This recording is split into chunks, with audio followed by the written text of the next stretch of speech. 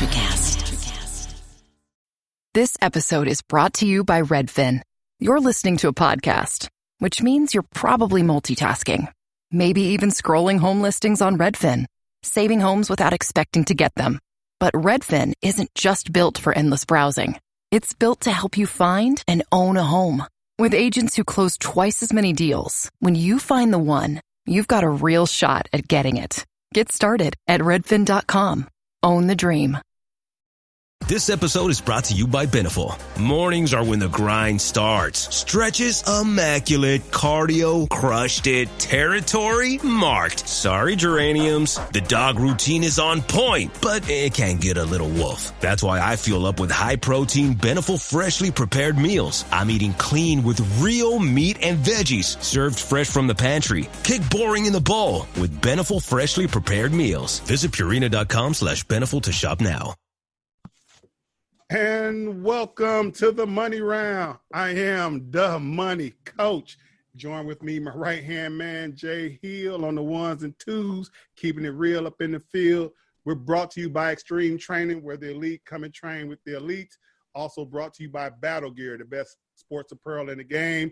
Get battle ready, get battle gear. Also brought to you by Jake the Ripper Custom Lures. Sarah, if you need to go fishing, holler my man Jake for them lures. Oh, there's two good-looking guys right there. That's Expendables 4 right there. That's going to make the movie, Randy. That's going to make it. All right, so today we have two special guests. I'm so excited to have my friend, my homie, my bro, Sarah Levin. And also, that's you and my son right there, Randy. I remember when you came to St. Louis. My bro, Randy, the natural. That you in the middle? Couture. What's up, everybody? How y'all doing? There's Sarah with Brown. Our book. So, Sarah, that's the book you wrote? Yeah, it's mostly a picture book.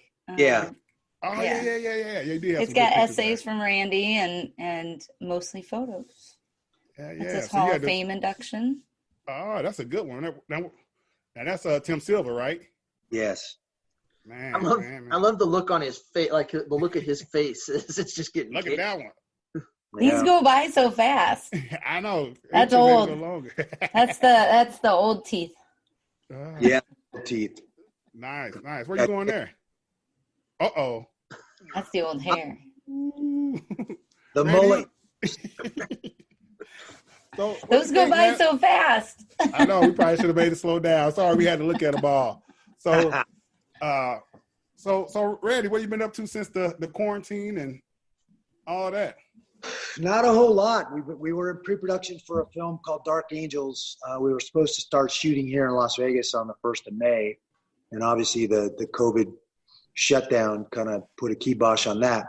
We were trying to get it back on the docket here for the 15th of August. But again, with all this stuff going on and the unpredictability with the governor in Nevada, I think it's just best that we wait till after the election, because I think after the election, a whole bunch of this is going to mysteriously disappear. So we'll see. I hope you're right, bro. Everybody keeps saying that. I hope you're right. Well, I mean, before we start the show, I know you're talking about me being on Expendables 4 and killing Chuck Norris. So how is that gonna work out? Will I get this contract or what?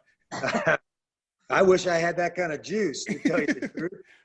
I don't think Chuck Norris is going to be in 4. He was in 2, and he was awesome. He was great in the movie. I've known him for a long time. He's an amazing man.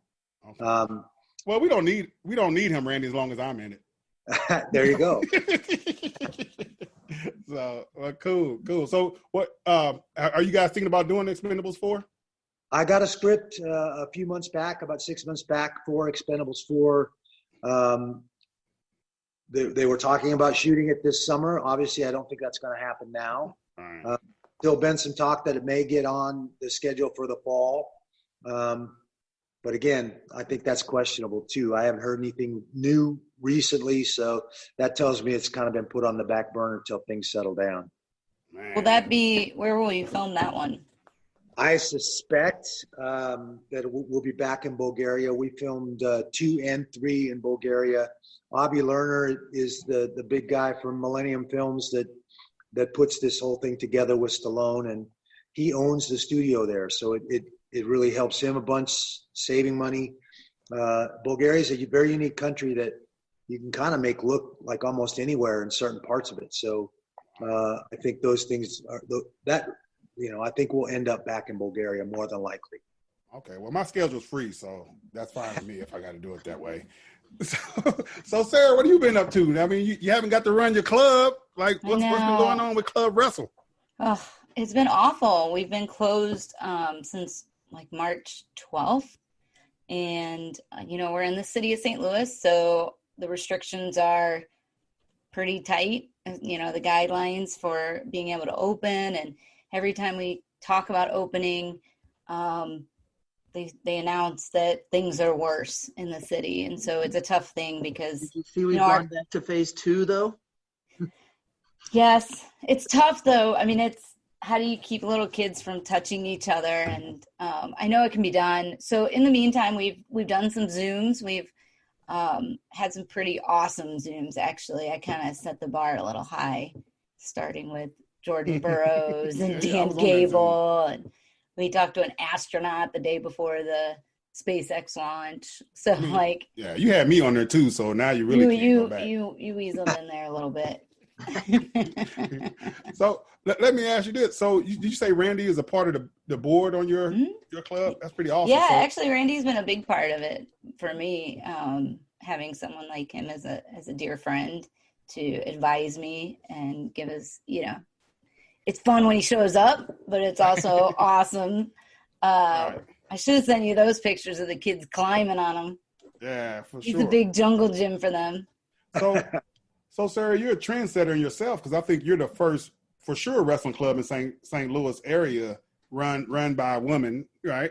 And Randy, what made you support that right away? I know you probably didn't look at it. You was like, "This is my friend. I'm just going to support her." But yeah, absolutely. Did you think about that? Anything to promote the sport of wrestling, honestly, and that's where Sarah and I met and became friends, was through the sport of wrestling. I think we both share a strong passion for the sport and think it's very important for our youth, and especially the youth of St. Louis. So why not be a part of that? I think it's a very good thing. It's a strong, good place for kids to develop character, resilience, and learn some great life skills through the sport of wrestling. Right. So Sarah, I've been down to your club. I've seen you're working. I think you're definitely a CEO. I think eventually though you're gonna have to come over and be a coach and a CEO. You dabble. I've coached a little. I've coached a couple winners. My boy Zeke won when I was in the corner twice. You're dabbling, but I think you just got to start studying You're right. more. Wrestling at the high study level. You. Cornell, every time you come down, our program makes leaps and bounds. It's incredible. And I'm not, I say this on camera, off camera, this. Right. One of the most incredible coaches I've seen. And every single time you come down, we all learn so much and end up making big changes in our program. Right. Because you teach us. Every time. That, but I've just been around a lot of great coaches and go check knowledge. But, I definitely see it in you. So I think, I know you try to let your coaches coach, but I don't think nobody's seen wrestling at a higher level like you have. So, well, thanks. I'll do more. I promise. I need to build my confidence up. You got to step up. So is there any plans if we get back? What are you planning on doing? I like that background, by the way. That's a pretty neat room there, Sarah. Randy's on this room a bit. There's a couple of things there of him. Yeah. Yeah, I have a room that's just a wall of memorabilia, and I had to keep up with you. I was like, I gotta have more stuff than Cornell and his Okay, background. got you. Well, I'm gonna tell you what's special about my stuff. I had Cody Bickley on, and I forgot to tell him these are USA trophies that we won on the trips, and you're supposed to give them back to USA. I never gave them back. Yeah, yours are champions. Yours are trophies for championships. Mine's autographs and Yeah, that's cool though. Teddy bear with an autograph singlet. Much cool. Different. Randy, the guy that has the most accolades, the big ones. Right. I know for a fact in his house he could have put a whole bunch of really cool belts behind him, and he chose. Well, you are somebody, right? You don't have to act like it. Well, you're nobody. You got to act like it. There it is. That's my father always said. And when you're rich, you look broke. And when you're broke, you look rich. So Randy, so tell us what's going on with the PFL. Like, what's the next steps for that? And tell us, like, your concept behind making that. The PFL has been amazing. And I think wisely they decided with all the restrictions and everything going on to just postpone starting this season, this third season. They spent a lot of time and effort to develop a format and put MMA into a true sports format. The first two seasons were amazing and remarkable. And to be able to pull it off in the third season, we would have had to do a bunch of crazy stuff and maybe not even get to do a whole proper season. So rather than kind of do it, frankly, half-assed, they decided to sit out this third season and wait until 2021 and start again and do it right, do it the way it should be done. And I actually agree with that. I think this format is very unique. And so to kind of do it in some fashion that's not true to what we want to do with the PFL, it was better to sit out. We have a regular season, 6 weight classes, 12 guys in each weight class. You're going to fight twice in the regular season. However you score those points, criteria points based on how you finish those fights. The top 8 move on to the postseason. The postseason starts with the quarterfinals and semifinals fought on one night, which we haven't done in a long time. So you're going to fight 2 guys on one night for a total of 5 rounds, just like a championship fight. Right. And the winner of those, obviously those semifinal matches, go on to the finale. And the finale is done on New Year's Eve when we crown, 6 new champions, and they give away 6 $1 million checks to those champions. So it's definitely got a lot of folks' attention in the MMA world. Wow. So you think you going to blow this up to where it can definitely be one of the major players in the MMA world? I think so. I think it's headed in the right direction. We got some great sponsorship. We did a second round of fundraising to ensure that we get at least do a couple more seasons. I think we were on NBC Sports the first season, and then the second season we moved over to ESPN and ESPN Plus, actually ESPN2 and ESPN Plus, which is a great vehicle. Obviously the same vehicle that the UFC is using to promote their brand. So we're excited to be there, and we think that's going to give us a lot of great exposure. And I think you saw that really step up in the second season with that vehivel. Nice. They're pumping a lot into combat sports with ESPN and ESPN Plus. They are indeed. Obviously, the streaming platforms are kind of a newer thing. You've seen DAZN pick up Bellator and do a lot in boxing, in the boxing world. You're seeing ESPN Plus, pick up the UFC, which was a huge get, and now they picked up the PFL as well. So I think those streaming platforms are going to be the way of the future, honestly. Nice. So, Sarah, you got to travel with Randy when he was fighting. Like, how was that experience? Yeah, I got to go to some fights. It was fun early on too. I remember when it was starting and we watched Kevin Jackson fight and not live. I just remember like the beginnings of it all. And that was what was so fun. And then like all these guys that we know started getting into it. Like I was at Aaron Simpson's house watching Kevin Jackson fight, and then Aaron Simpson gets into it. And then having the opportunity to go watch Randy fight and be a part of his kind of the crew there was fun. There was one, I went to the Trump Taj Mahal, and that's when he fought Kevin Randleman. And it was an awesome like wrestlers card. But I just tagged along. I was the only girl, and that's when I met Aaron Creasy, and Heath Sims was with us, and he was one of my best friends, and Dan Henderson and a couple other guys, and we all were piled into one hotel room because. This episode is brought to you by Indeed. Stop waiting around for the perfect candidate. Instead, use Indeed sponsored jobs to find the right people with the right skills fast. It's a simple way to make sure your listing is the first candidates see. According to Indeed data, sponsored jobs have 4 times more applicants than non-sponsored jobs. So go build your dream team today with Indeed. Get a $75 sponsored job credit at Indeed.com/podcast. Terms and conditions apply. The UFC would give Randy, 2 rooms. So the fighter gets 1, and then his coaches get the other. Well, there was like 4 guys and me hacked into the other room, and Danny would go back and forth between the 2 rooms. I think because the room stunk. It was like pizza and Really? farts and fear, and I slept on the floor between the two beds in the room, and I mean it was fun. But it was when I met Aaron Creasy, who is one of the best guys on the planet. And we were in the airport leaving and about to all get on our own flights. And he's like, what are you going to do when you get home? I'm like, I have to de-guy myself. Like, I have to, like, I went home and I took like a bath with bath salts and candles and put on and everything smelly, like pretty smelly, and everything girly I could possibly do when I got home, because I had to like wash all the testosterone off from the weekend. Okay, you're lucky. People would have loved to have been in that room. No, I was. And Creasy was like, I can't believe you could hang like that. He goes, you're totally just one of the guys. It was one of the best weekends, Randy. You remember we went to, so afterwards we met up with Brian Dolph. Yep. And that's when he took us on a tour of Philadelphia. And got to see the Liberty Bell and Cool. Independence Hall and all that stuff. That was amazing. That was really cool. Was that, you sure that was Randleman and that wasn't the Pedro Hizo, the first Pedro Hizo fight? I mixed them up, but I thought that was the Trump Taj Mahal one. Were they both at the Trump Taj Mahal? Taj Mahal was Pedro, because my mom came to that fight. That was the first fight she attended in person.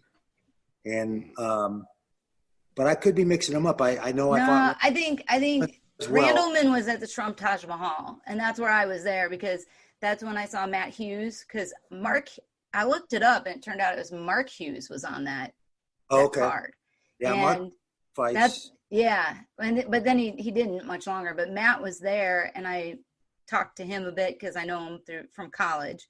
Because he wrestled at Eastern Illinois, and we would wrestle. Indiana would wrestle them. And that's when Matt Hughes said, you're out in Colorado Springs. A buddy of mine is out in Colorado Springs. He coaches for the Army, Mark Fiore. I'm like, yeah, I know Mark Fiore real well. Like, I've been at his house and stuff. He goes, we've lost touch. Can you give him my phone number so we can reconnect?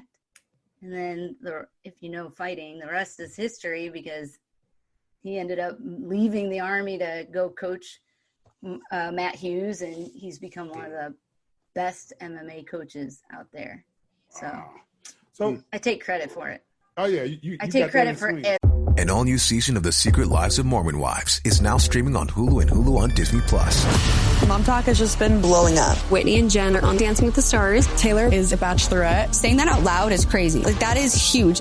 But all the cool opportunities could pull us apart. It's causing issues in everyone's marriage. My whole world is falling apart right now. It's chaos. Watch the Hulu original series, The Secret Lives of Mormon Wives, now streaming on Hulu and Hulu on Disney Plus for bundle subscribers. Terms apply. Everything. You should. So Randy, tell us about the fight with Randleman. Like, how did that perspire, and how did it end up? And I had taken a little time away from the UFC. We had a contract dispute. I was the heavyweight champ, and they went through a big tournament process with Boss Rutan and Pedro Hizo and Kevin and TK Kosaka. They all fought in a four-man tournament to see who the new champ was going to be. It ended up being Randleman. Actually, I think originally it was Boss, and then Boss and Kevin squared off, and Randleman ended up beating Boss to take the title. That was during the 2000 Olympic year, and then that fall after the Olympics, they asked me if I'd be interested in fighting Kevin for the title. And, of course, I jumped at the opportunity. I had officially retired from wrestling after that Olympic trials in 2000. So I wanted to get back into MMA full-time without having to juggle wrestling and MMA. I always knew anytime I fought another wrestler that it was going to be a much tougher fight, because wrestling was a big part of my fighting style. Kevin is, I watched Kevin win 2 national titles at Ohio State when I was with a broken jaw, right? When I was at Oklahoma. My senior year was was the last time he was in the finals for Ohio State. So I was very, very well aware of how good an athlete Kevin was. And Kevin had become a friend. I'd seen him fight a lot of times. We'd been around each other a bunch. So I knew it was going to be a very tough fight. It turned out to be a very tough fight. You know, Kevin took me down in the first and the second round and clearly held me on the bottom and tried to do his best to beat me up. And then I managed in the third round to take him down. And I've realized at that point how much I'd been working on jiu-jitsu and how much that paid off because, you know, Kevin had not spent as much time on jiu-jitsu, and I think that was the difference in the match. Once I took him down, he really didn't have a way to protect himself, and that was kind of the end of the fight. But he was an amazing competitor, and he later came back and moved to Vegas and started training with us at Extreme Couture, and I got to spend a lot more time with him then. But he was a great man. So did you submit him then? Is that what you're saying? You submitted him? I TKO'd him. Oh, TKO'd him. Okay. Yeah. And no, Kevin, I remember first time I heard Kevin Randleman, man, I remember I was just reading that article in college about, you know, how he won this national title with a broken jaw. And I think he did he start at Japan first before he got to UFC? I think he fought in UFC first, and then he went to Pride for a little while and fought in Pride as well. Did you fight in Pride, Randy? Oh, I never did. I cornered Dan Henderson, was one of my teammates at Team Quest, and I cornered him for a bunch of his fights in Pride.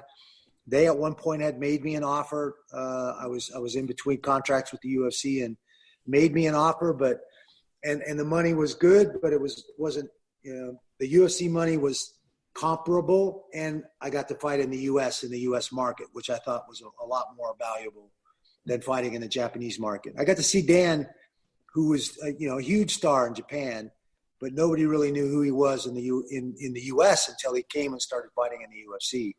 It was still a big disconnect for media and everything else with the Japanese fighting organizations compared to what the UFC was doing in the US market. They had different rules too. I feel like Pride was way bloodier. Like way bloodier. That's way bloodier. Like it. So tell us about the Team Quest days and, like, you know, how did you guys get started with Quest? How did Sarah get this cool Quest shirt? And I don't have one. Is what I want to know. So that's an antique now. I don't think they're making those anymore. That was one of the very first shirts we made. Dan Henderson and I have been training together for over 30 years on the national team, and then we both started fighting at the same time. We would do an exchange. I would go down and stay in Huntington and train for nationals or train for a fight. He would come up to Oregon, stay with me, and get ready for nationals or train for a fight. And finally, at one point, we're traveling back and forth so much, he just decided he was going to move to Oregon and kind of simplify things. So he moved to Oregon. We were training together. We realized that we needed to kind of form our own training center, one that encompassed everything we needed for mixed martial arts, so we could quit going to the straight blast gym and quit going to the 24-hour fitness to do our strength and conditioning, quit going to Portland State or Oregon State to get wrestlers and get on the wrestling mat. Just kind of create a place where all of that was under one roof. And we had a short run with owning a gym, basically, a fitness center.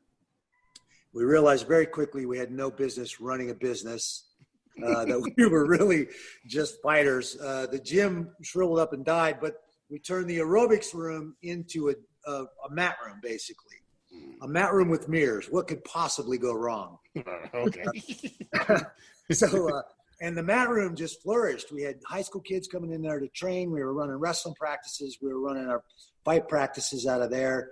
And we had 40 guys showing up for practice. And we realized the business wasn't going to flourish. We basically closed the doors, sold off all the equipment to pay our back rent, kind of take care of the landlord. And then at that same time, this was right after the 2000 Olympics, Matt Lindland was moving back to the Northwest, to Oregon.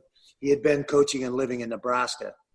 And he had this car dealership that he was becoming a part of as a partner. And in the back of the car dealership, they had this huge garage that was empty, was vacant. And so when we closed our fitness center, we moved our mats into the back of the car dealership in the garage. and we started running our same mat practices and fight workouts out of that garage. And that became Team Quest. Eventually, the car dealership went out of business, and we took over the whole building. So now Team Quest is that whole, what used to be a car dealership is now an MMA training center. But it was an amazing place. We had a who's who list of guys that trained out of there. And could you name some of those guys? I know Sonnen and Chael Sonnen. Chael Sonnen, Ed Herman. Short fuse. Yeah. Good Lord. Chris Lieben. Lieben was there too? Yeah, Lieben was there. We had Benji He's Raddick. from Oregon, right? Yeah, Benji Raddick, Jeff Munson. Wow. Ben Tanner was in there. Of course, Matt Lindland, myself, and Henderson. I mean, we had a ridiculously good room. There was a lot of tough guys there. Now, did Lindland leave Team Quest for the USA head Greco coach job? Matt's still the owner of Team Quest. He's the only owner left. I left my shares to the group and started Extreme Couture. Danny left, moved to Temecula, and he had Team Quest South for a while. And then Danny and Matt kind of got into a rhubarb over the name. And it was – Rhubarb? Is that what you call it? Yeah, you got big words on me there. Something sour. That's what they're calling it. Something sour. Rhubarb. So Dan was, I think, wise and decided not to fight about the name, just let Matt have the name. And created Team Hendo, which is his gym down in Temecula, which was originally Team Quest South. So Robert obviously divested in the gym and eventually moved to Vegas and started working for me again at Extreme Couture. And that left Matt. And Matt still runs still owns Team Quest, but he has a manager there running it while he's off being the national coach for Greco. All right. And Extreme Couture is great. Every time we go I went to Vegas, and you let my kids go in there and train, actually. We got to sign a waiver, and we got to go in there and get weight off. And so we've been in there a few times to go train, so it's a pretty cool experience. So thank you for letting us come in there. You probably didn't know because it was like a friend through a friend that asked you. So No worries. Yeah, we try to keep an open door, and especially for any of the guys from the wrestling community. But we just try to keep an open door. I think that's the way it should be. Right. And our club is Extreme Training, Extreme Couture. I mean, we're both kind of similar anyway, right? So, so it's kind of the same deal. So moving on. So we're here, your grandpa now. So how you feel about that? I am a grandpa now, and I'm very excited. It's my first grandchild. My daughter had a baby girl on the 23rd of June. She missed being born on my birthday by 8 hours. If she'd have been born 8 hours earlier, she would have been born on June 22nd. She would have been born on my birthday, which would have been an amazing thing. Probably lucky for her that she didn't. I could see the bouncy houses in my birthday future. But she's great. She's amazing. Yeah, she's doing really, really well. And, they're up in Portland, Oregon. And they're actually on their way here. They've been driving. They started driving yesterday. They should get in this evening. So I'll have the baby here for the weekend. We're excited about that. Now, I know you talk about Portland, Oregon. Did you ever see Coach Spraggs with Cobra Wrestling? Absolutely. You know Coach Spraggs? Yeah. Before we opened Team Quest, we used to go into USA Cobra and train, get on the mats with the guys. And same thing with Peninsula Wrestling Club up there. Those were the two big rivalries. And they both had great programs, and there's a who's who of wrestlers that came out of those two programs over the years. That's crazy. So what's plans for Couture? Like, have you guys been able to Extreme Couture? Have you guys been able to practice and train for fights? We've been open about 2 months now in phase 2 of the COVID restrictions, limited capacity, reservation only.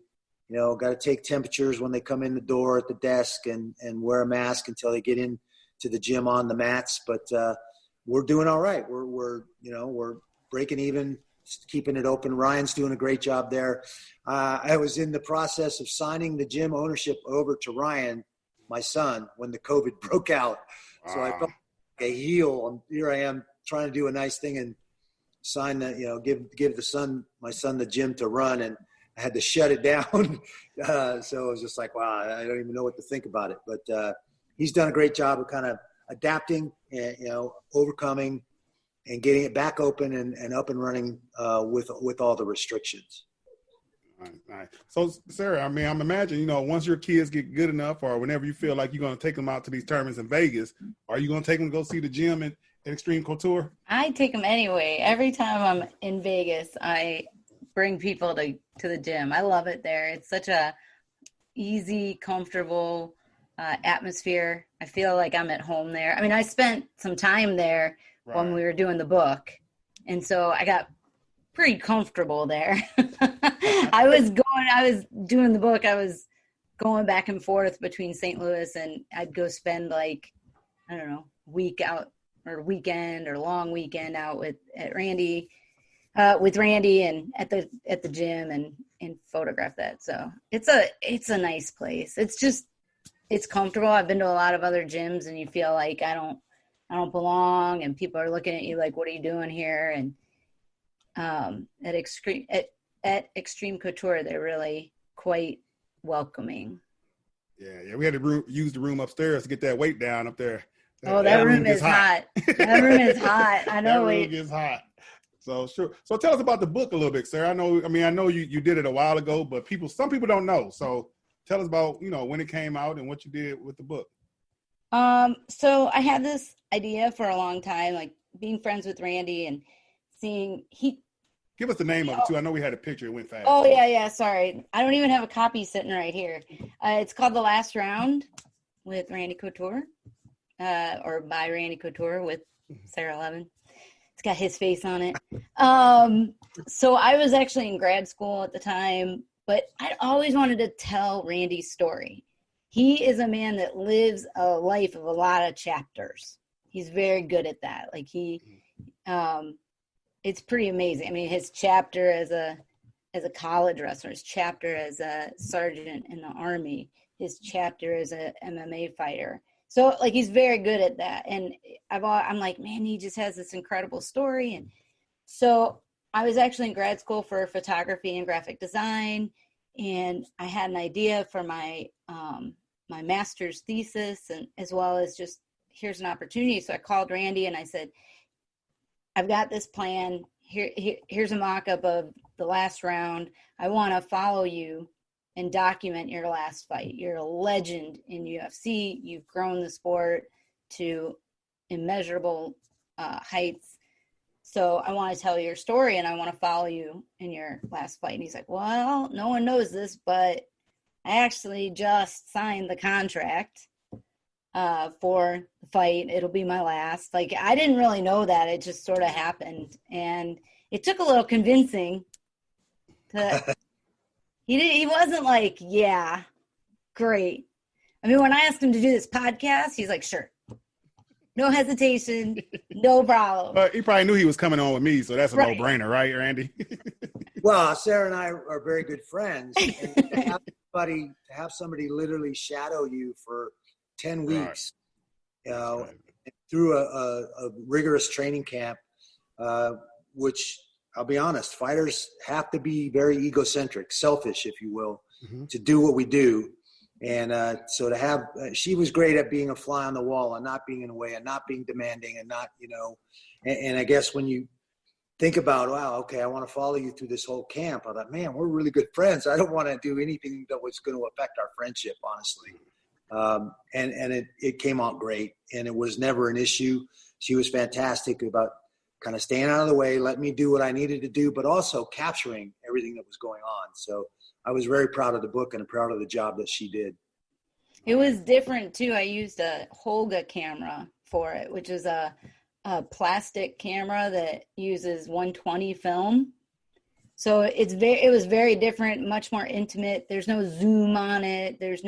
So I mean, I went, one of the more memorable things, there's a couple parts that were very memorable. One of them was going into the cage to shoot him with this little camera. And I had a digital as a backup for stuff, but with my camera while he's sparring. And I will say that was definitely one of the scarier things I've ever done. And when people talk about, oh, when you've done wrestling, everything else is easy. When you've been locked in a cage with two heavyweight wrestlers or fighters sparring, you get pretty confident in anything else. You get pretty brave, because and I had a camera in front of me, so my vision was somewhat restricted. Basically, Sarah, you were UFC embedded before they started doing UFC embedded. That's 100%. Crazy. I've always been ahead of my time. Always. That's crazy. That's crazy. It was fun. It was so cool. And to see that side of Randy, people just don't realize what you see is what you get with Randy. And he is like Superman. I mean, we're really good friends, right? And I'm bragging on my friend here. He is like Superman. I went with him to the doctor's appointments that they have to do in order to fight. They got to pass all this stuff. And, he's had some injuries in the past, and he's older than most of the fighters. He don't look it, though. And I remember going in with the ophthalmologist, and he's asking him, so, Randy was like, I think you were 42 at the time in 2000. It was 2011. That before the Tim Silva fight then? It was 2011. 47. Okay. So I think it was right before your birthday. So yeah, around there. But he's old. And cut it out.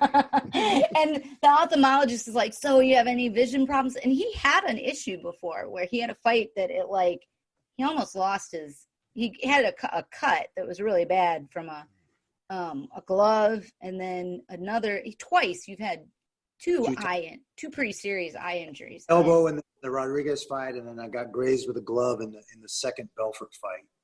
Which it stopped the fight. Yeah. But he's like, so do you have any trouble with your vision? Nope. You see it far? Okay. Yep. See near? Yeah. I mean, like, you don't, and he's trying to get on. He's like, you mean you don't have to pull stuff away maybe just a little bit? He's like, nope. And, like any other 46-year-old, I'm having trouble. Like, I can't see now. And nope, no, everything's perfect. And then he goes into the surgeon that did his elbow, I think. Your arm, elbow. Yeah. It was, and they were really bad. And he's asking, do you have any trouble with it? Nope. Does it ever ache or hurt? Nope. I mean, it stings a little when I'm sparring and I hit somebody's bone with it. Anybody's arm would sting a little. He's like, nope. I mean, if I hit someone's tibia with it, then yeah. So where can we find this book if somebody was go looking for it? Sarah, can they get it on? Basement. In the basement? Okay, I didn't know if you were selling on Amazon. I didn't know if you It was on Amazon. It was on Amazon. I don't know. It came out in 2011, but I have plenty of copies and plenty of autographed copies. Randy is, every time I see him, I make him sign another box. Okay.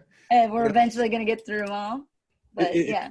With Sarah, you can also get them in Extreme Couture in the store there. Oh, yeah. There we go. Yeah, thank you. We gotta make sure we cut that clip up. All right, so let's go with UFC. You become a Hall of Famer. You Daniel, break your elbow, go blind. You become a Hall of Famer for the UFC, and now your son's fighting in the UFC. I mean, how crazy is that? Your son gets to go do the same career that you have, kind of, and same job title, and you can't go to the UFC fight because Dana White banned you. Now, how did that come about? Well, that's a little longer story, but okay. I can shorten it. Kind of been butted heads with the production from the start. I said I took a year off back when I came out and fought Kevin Randleman. I was the one that was the heavyweight champion that got stripped because they didn't want to honor the contract that we had. And I said, well, I'm ready to fight, but I want to fight for the terms that we've agreed upon. So they stripped me of the title, vacated it, and that was what led to Kevin eventually becoming the champ. The company was bought from the old owners, Bob Marwitz, in 2001. That's where Dana White came onto the scene. The Fertittas bought the company. Lorenzo and Frank Fertitta, they made Dana their president. Lorenzo and Dana were friends through high school, and he was also their boxing coach and their boxing trainer. At that time, he was managing Tito and Chuck. So obviously he had to divest in managing two of the athletes that now they're just acquiring with the UFC. I was the heavyweight champ at the time. This was right after the fight with Kevin Randleman. I just, signed. I had, I think, 2 fights left on my contract when they bought the company and absorbed my contract with that purchase. They wanted to make me sign a new contract that had all kinds of, frankly, crap in it. Basically wanted me to sign away my ancillary rights, which is my ability to go make a movie or do a book or do a video. I would have had to have gotten their permission to do any of that. And my management at the time kind of educated me on what those ancillary rights were and what they were worth. So I went to bat. I said, I'll sign this contract, but you got to take out all these ancillary rights that you're trying to control, which caused an immediate rift in the relationship. They had a new branding campaign with Carmen Electra and all the stuff that they were doing. They basically airbrushed me out of all that stuff, took me off the cover of the video game that they had. I remember that video game. Because I wasn't willing to just give up those ancillary rights for no potential in monetary value. They were worth something. So that was kind of the start of the rocky relationship that I had with the promotion. Now, we had a lot of good times too, and I made those guys a lot of money, and they made me a household name in a lot of ways. So in many ways, the relationship worked well. But when I retired, I was commentating for them on Fox. They had moved from Spike TV to Fox. They were only giving me 4 shows a year, and they weren't paying me a lot of money for each of those 4 shows. I kept pushing them and prodding them. I wanted to work more and be involved more. And they just kept putting me off and saying they didn't have anything else for me. I was approached by Spike TV, which is where the UFC used to be. Right. They left Spike to go to Fox. They created a huge void in their programming. Spike were the first ones that had the balls to put this sport on television and really change the landscape of the sport with The Ultimate Fighter and all the things that they were honest and brave enough to do. I was part of that first season of The Ultimate Fighter, along with a couple of the other seasons that were kind of part of that whole thing that changed the sport. And they approached me about signing a 2-year contract with them for both scripted and unscripted television stuff. One of those shows was going to be a similar show to The Ultimate Fighter. They were going to call it Fight Master. But it was going to be a very, very similar show to Tough, to The Ultimate Fighter. I tried to set up a meeting to talk to Dana about that opportunity. Obviously, I had to sign an NDA with Spike to even hear what they wanted to propose. So I couldn't really tell him what they were offering me, but I wanted to at least tell him, look, they're making me a great offer to go to Spike and work for them for the next 2 years. Do you guys have, a comparable offer? Can you do so? I've been pushing you to do something more with me since I retired.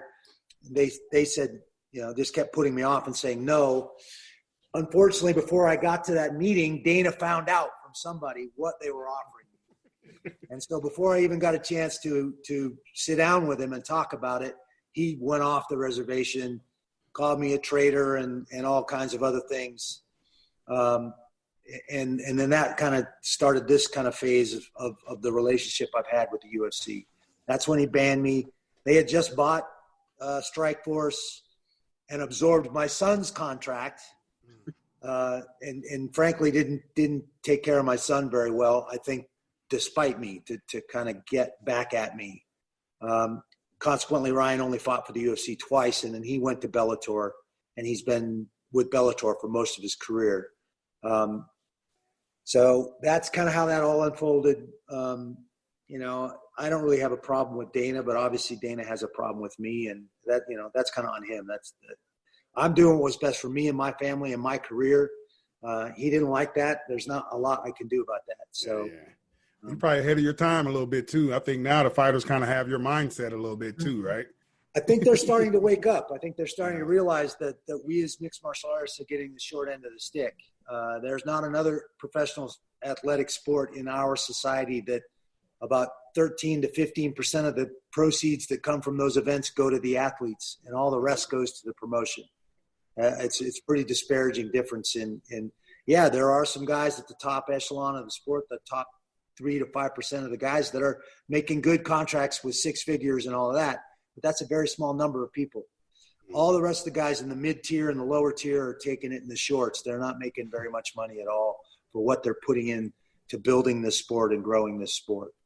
All right. So, I mean, is it hard to make money in the MMA fight scene? I mean, I cornered like one Bellator fight, and man, it was a lower tier guy, and it seemed like it's hard to make it worth it. A guy like that's going to make 3 and 3, 5 and 5. If maybe 10. Explain what you mean by 3 and 3 and 5 and 5. 3,000 to win, 3,000 to show, 3,000 to win, 5,000 to show, 5,000 to win. In that range. He's talking. These were even the undercards, Randy. Right. These are guys that when you say 3 and 3, some of those local guys here are making 300 and 300. Right. I know the local guys. I mean, it's but not at a Bellator show. Right. I've been to like a Bellator. I'm talking about the Bellator show. No, you're right, Sarah. On the regional level, it's even worse than that. But those were the regional fights. Those were the regional fights that on those Bellator shows. It was basically a local show put in. Maybe they got a little bump, but so let me ask you this, Sarah. How come they're not paid a lot? Right, Sarah. Have you ever thought about taking your photography, and once the PFL gets back running, you sign a contract with Randy to be the photographer for the PFL? I beg him. He won't hire me. Oh, man. That is not my position. I'm strictly a commentator with the company, but that's certainly a discussion to have with Ray Sefo, the president, or some of the guys that run things. Sorry to put you on the spot, Randy. I just thought it was a good combination. They have some very good photographers as well. Okay. There's some that are great in the business, and they have some. So. Well, if you need another commentator with you, let's call these guys. I'll be right there. So my next thing is, like, how did you get to Okie State, and who was the head coach when you were at Okie State? Well, I was wrestling for the United States Army in 1988. Qualified for the Olympic trials through the Inter-Service Championship, and ultimately became an alternate on the 88 Olympic team as a soldier. All these college coaches were at the Olympic trials going, who the hell is that guy and where did he come from? I had never matriculated, so I had 4 years of eligibility. They started asking questions. Next thing you know, my phone starts ringing, and I had a couple of scholarship offers. I was due to get out of the Army that summer. So obviously I had to make a big decision. Was I going to stay in the Army and keep doing what I was doing, chasing that Olympic dream as a soldier, or was I going to get out of the Army and take one of these scholarship offers? With the guidance of my coach, Coach Floyd Winter, he helped me make that decision, and I chose to get out of the service and take a scholarship at Oklahoma State. You were how old? I was 25. 25-year-old. I'm just saying, he was a 25-year-old. A lot of Mormons do that as well. A lot of Mormons go on a mission trip, come back, they're like 25, 26. It may not be the norm, but I think it really worked out for me. I think I was a lot more mature. I knew exactly what I wanted. There were no distractions, no fraternities, none of this. Right. I was already in a fraternity, the wrestling fraternity. So, right. There was none of those other kind of distractions that especially freshmen and sophomore student athletes struggle with. So, now who was the head coach at that time that got you there? Joe Say. Man, that dude was a monster, right? Bruce Burnett. They were the head and assistant coaches. My freshman year, we won the national title for Oklahoma State, and that was the first time I think in 17 years that they'd won a national title. Wow. We won them back to back, and then we took second my junior and senior year. So was that before the probation, I think? The probation started my senior year when the investigation unfolded. And I think at one time there during my senior year was myself, Pat Smith and Kirk Mammon. We were the only 3 athletes on the team that were eligible. So needless to say, we didn't have many dual meets that year. Wow. But we went to all the open tournaments. We did everything that we could. And by the time the NCAA's rolled around, we got our team back. But it was a rough year. Wow. I know Bruce Burnett has an interesting coaching story. I got to go to the clinic, and he was saying he was a high school coach. And I think it was Myron Roderick, or it may have been Jose. They saw him at the clinic. It was Myron. And because he did so good at the coaches clinic, they brought him on to Ugly State. Like, that's a crazy story. Yeah, he was coaching at Meridian up in Idaho. He was a very successful high school coach. He was from the Bakersfield area originally, and that's where Coach Say was he coached there, and I think they were Division II at that time and had done very, very well as a coach at Bakersfield. So Coach Burnett is seriously one of the best coaches I've ever had. He was an amazing guy, technically, tactically. He's the guy that ran most all of our practices, and he was the guy we'd study film with and break down film, break down our opponents. I learned a lot from that man. Wow, that's crazy. Hill, you got anything? Which I guess looking at it that way, which coach, along with Burnett that you've had either fighting or wrestling, another one that really stands out for you? Or all the coaches that I came across were very, very important people in my life because I grew up in a single parent household. My dad, I started wrestling to try and get my dad's attention, but he never watched me wrestle, not one match for all the years I wrestled. So those coaches were the guys that kind of filled that void. When I needed to kick any ass, it was usually coach. I needed someone to throw their arm around me and tell me it was going to be all right. It was usually coach. So, Coach K-Spear, Coach McAvoy, Coach Winter in the Army, Coach Say and Burnett at Oklahoma State. The national team coaches that I worked with in Greco, those were the guys that were really, really important figures in my life and kept me on the straight and narrow and kept me headed in the right direction. So it's tough to pick one of those guys, honestly. Obviously, Coach K-Spear is the guy that I think developed the passion for the sport of wrestling in me. He's that first coach I had in junior high school that made it fun but made us work our butts off, and I think I really developed that passion for the sport in that era from 7th grade to 9th grade. Wow. All right, party people, it is time. It is the money round. All right. So Hill, tell them how the money round go while I get set up. It's going to be a series of questions. You can choose A or B. We kind of try to keep it high speed. You can explain an answer if you'd like to. We've had a couple of guys, Kerry Collette, he wanted to break down one of his answers. Greg Jones broke a couple things down for us last week. So if there's something that, you want to really divulge as why you went that way, we love to hear that. You will be severely judged based on your answers. Yeah. Collide is still being judged to this day right now. So he's never been to a Popeye's chicken. So yeah. I believe that. No, he didn't even know what it was. I believe that. Have you met Kerry Cola? Yeah, I have. I believe it. All right. So Sarah, you will answer first because we believe in ladies first here. Oh. Randy, you get the last answer. So it is what I'll try to be a gentleman sometimes. All right. So are you ready? Ready. All right, let's do it. Chicken or steak? Chicken. Steak. Steak. All right. Pizza or hamburger? Pizza. Gluten-free pizza. Gluten-free? Okay. You going there with it, huh? I feel like it's like this could be like the dating.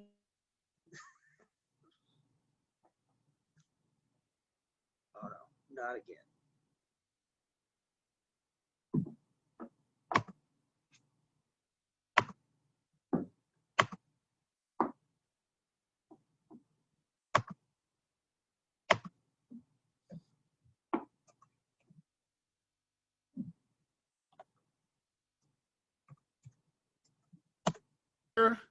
Neither. You said neither. Wow. You said KFC, Randy? I said KFC, yeah. Why neither, Sarah? I don't do fried chicken. Sorry. Oh my This is God. going to ruin a lot of your questions, but See, now, just so you know, this will ruin the friendship. I know. Now, Randy, you can never leave my circle just because you're like a role model. You can't leave the circle. Sarah, you can get kicked out of the circle.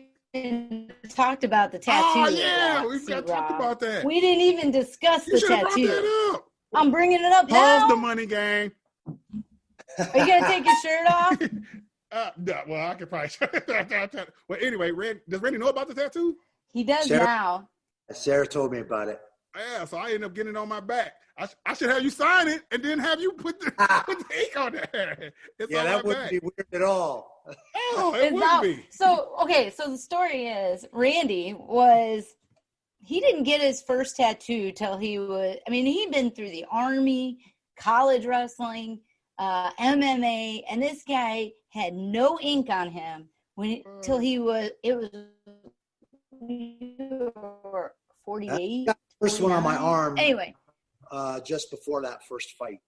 So I had the one tattoo on my before the retirement fight. That was the only fight I think I had. No, I actually had it that year when I fought. That big gaudy cross, the big old cross that you got here? The Fleur de Lis. Yeah, whatever. I know you didn't have it on you when we were photographing. It was.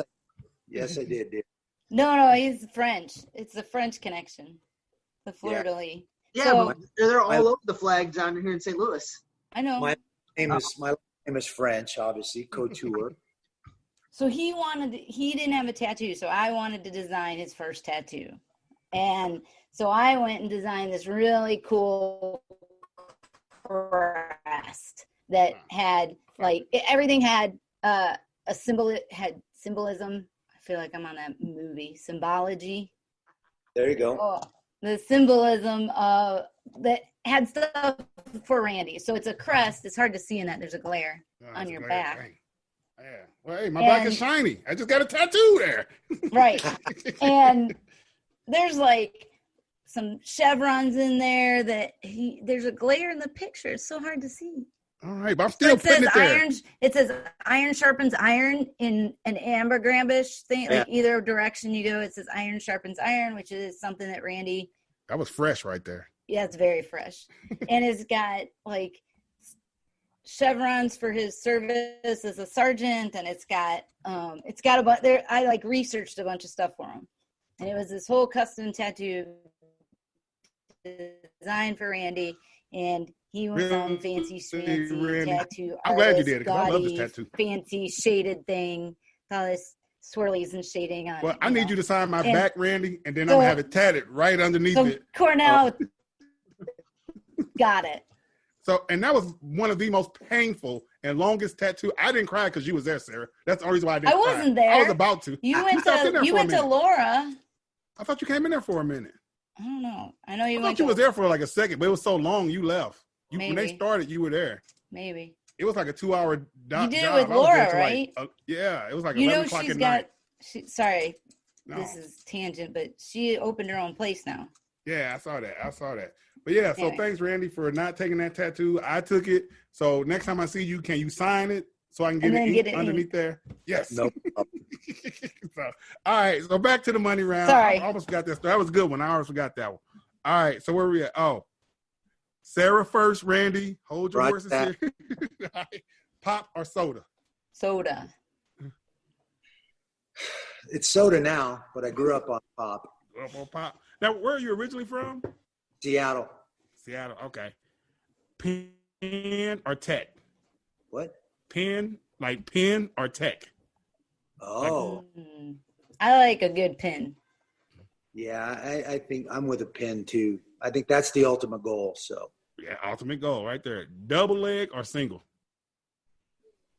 I want to say double, but there's nothing like a sweet single. Yeah, I agree. Single. All right. Very few Jordan Burroughs of the world that can actually. And so I'm a pause the game again, going against my own rules. It's so crazy you said that, and that's why when people always telling me, "Oh, you got to have a good double leg." Not that I don't teach kids double legs, but my kids are more successful with sweep singles. I don't say don't waste time, but everybody's trying to shoot high crotch and double, where I think singles, sweep singles, head and side singles are the number one success rate for people to win in wrestling, especially at a young age. I think double leg comes when you become a better athlete, right? Absolutely. I think you have to have exceptional strength and speed to be able to set a guy up and penetrate like a Jordan Burroughs, like a Williams, like a Kenny Monday, who, you know, just had that unique ability to be able to pull that off at the highest level. Right. Where I think anybody with a good setup, a good footwork can pull off a head inside single. Yeah. I think the double comes with a lot of confidence too. Yeah, but where did it come later? You said once you have more success, but I think that you can't pull it off like Jordan unless you have a lot of confidence. I'm not saying, but I don't understand what's the number one thing why everybody think you got to have one. That's what I don't understand. Where did this concept is Jordan Burroughs? No, it was before Jordan Burroughs. It comes off as probably the easiest one to teach because it's just. But it's not. Like somebody. Like that's the assumption that it's the easiest to teach. It seems simple. It seems like it's simple. Just a blast double. Just go at them. So go through them. I think it gets taught first because it has all the fundamentals for everything. Every other shot you're going to take, whether it's a high crotch or a single, the double leg has that level change, that rock rubber step, that penetration, and now you're attacking two legs, which is a lot easier for younger athletes to grasp.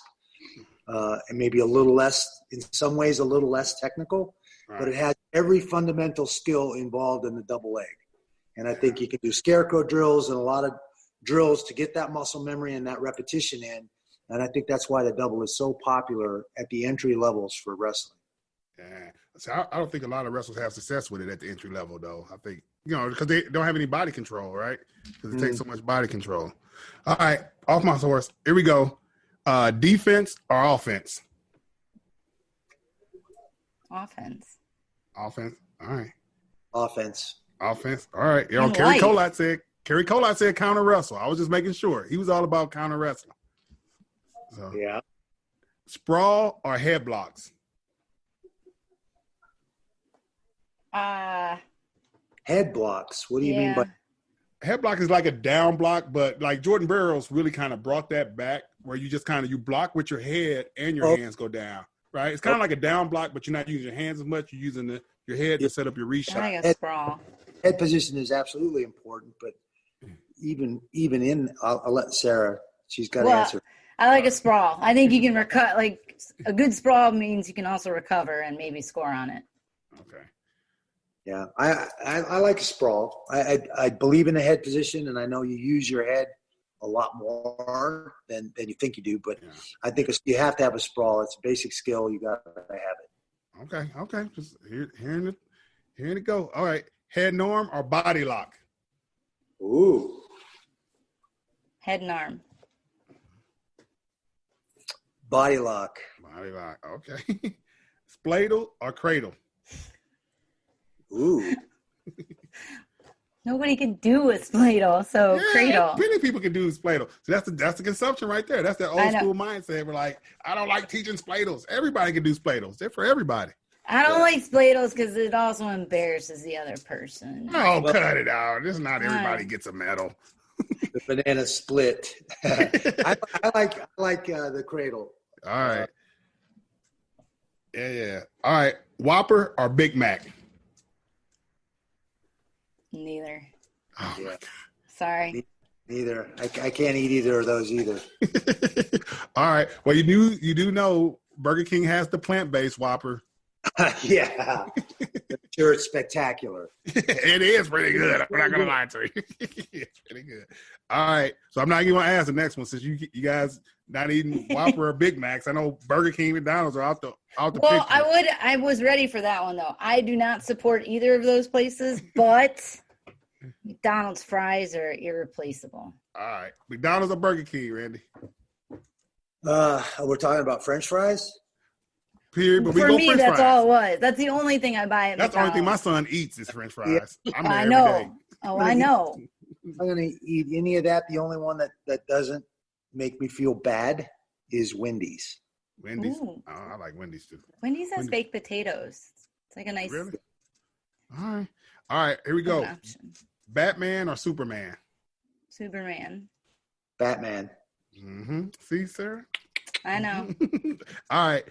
So since we're going new school, Captain Marvel or Wonder Woman? Oh, you're throwing that in. Captain Yeah. Marvel or Wonder Woman? Wonder Woman. Wonder Woman, yeah. Absolutely Wonder Woman. All right. Marvel or DC? Marvel. I'm a Marvel person. God, I kind of like them both, but yeah, I think Marvel. Stanley. Yeah. Stanley was a pretty amazing guy. Yeah. Actually got to meet him once. Oh, I knew you were going to throw a story in.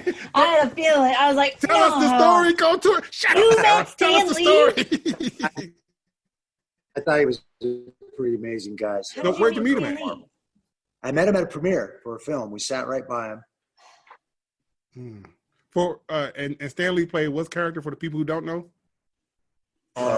He was the developer of Spider-Man, of a bunch of the Marvel comics, and he always puts himself in the movies. He always used to, when he was alive, he did all the little cameos. Somewhere in the movie, he would play one of the characters. Okay, is he the guy with the glasses? Mm-hmm. No. He's an old guy. Old guy. I thought he had glasses in the movie. He always had the glasses. An I think, artist. when he made a He's cameo. the guy. He created all these characters. Yeah, but he said he played a Spider-Man is most cameo. famous. I'm trying to think of the cameos he might have been in. Okay, the cool. best one is from Captain Marvel. When he plays himself reading for the Mallrats spot. Yes. Okay. Right. I'm gonna have to rewatch that one. All right. He's on the train. When she gets on the train, he's there and he's got the script for Mallrats because he was in Mallrats. And he's reading his own role. This is why I have Hill on the show, because he knows all this stuff. That's good. So, all right. So now we're going dogs or cats? Dog. Okay. Where's mine? He's Scout the boxer boxer. over there. She'll make a cameo. You Dog. got Randy. Dogs or cats? I'm a dog. All right. Nobody. I know says he's a cats. dog person, but didn't you All get right. a cat recently? No, we got a boxer. We got a boxer upstairs making noise. Randy. Oh, Randy, you got a cat? No, well, we had a cat, but the cat passed. Oh, that's right. Sorry. Ready to bring that up, Sarah. I know. Sorry. That came with the girl, though. The cat came with the girl. Exactly. It was Mindy's cat. She had this cat for her whole adult life, 20 years. Yeah. So it was kind of a big deal when the cat passed. Randy, I had a good time at your house. We were drinking Moscow mules over there at that time. Yeah. Shocker. Hey, can I say that loud? Oh, no, water. Yeah. Shocker. So, all right, moving on. Let's go Cheerios or Fruit Loops? Cheerios. I'm a Cheerios guy, too. Yeah, me too. Ram 1500 or F-150? I'm a Chevy girl. Chevy Silverado. You didn't give that option. I know. Then I would have to Randy, go. for being All right, the F-150. It's the classic. It's the standard. If it was an 1956 F-150, then I'm with you. Okay, I'll still take that. All right, Challenger or Camaro? Oh, I know this one. Challenger. Challenger, okay. But I know Challenger. Randy, you like Challenger? I've got the red eye sitting in my driveway. Ooh, yeah. I got to drive it to go get groceries. Nice. So, Randy, I have the Ram 1500 and the Charger. So my next car is going to be the Challenger. And they're all going to be the same color. Same color. Awesome. What color is Orange. Burnt orange. Yeah. All right. I'll send you a picture. Text me your number. I'll send you a picture. Randy, don't do it. I managed to keep his number from you all these years. She's been trying to hide the number from me. He will stalk you. You're a hater. All right. Here we go. This one makes it right here. Five Guys or In-N-Out Burger? I got to answer. I mean, if I got to pick, it's Five Guys. Five Guys. I don't eat at any of them, but Five Guys. I have to say In-N-Out Burger because I haven't been to a Five Guys. So. That's what I'm talking about. He's a West Coast guy. That's what I'm talking about. He's never been to one. Yeah. Randy knows what's up. All right. Tournament or tournament? Tournament. All right. Guts or lace? Oh. Lace. Gut. See? Well, he's a Greco guy. Well, guts are He's a done in Greco both. guy. Guts are done in both. I know, but nothing. I mean, come on. Those like laces. Escape or reversals? I like a reversal because I want you to get those two, not one. Escape. Because I want and then take them back down. Exactly. 3 points. Randy, see? All right. State or states? I don't understand. State or states? Like I'm going to states or I'm going to state? State. Yeah. State. Yeah. East Coast people say states, just so you know. Really? All right. Nicki Minaj or Carly B? Lyrically, Sarah, we're not talking about how you look. No, Nicki Minaj. Nicki or Minaj. Carly B? Nicki Minaj. I do not like Cardi B. Who you got, Randy? Nicki Minaj. I think Nicki Minaj. 100%. 100%. All right. Cardi B wishes she was Nicki Minaj. Man, you being a hater today. I know. All right. I'm loving. I'm giving props to Nicki Minaj. Sorry. You wanted a barbecue. All right, chicken. I'm trying to let y'all get out of here. Sorry. I didn't took so much of y'all time. Chicken, boneless or traditional? Wings, traditional. Traditional. 100%. That a girl. Boneless. Boneless? What? Oh, yeah. Hill, would you tell them what boneless chicken wings are? It is an overrated chicken nugget. It is. It's a nugget. They're a little better than that if you go to Buffalo Wild Wings. That is a good spot. That is a good spot. All right, still with going chicken here.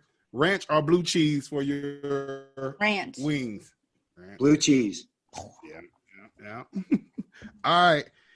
The last one, the biggest one. Do you prefer ketchup or mustard on your hot dog?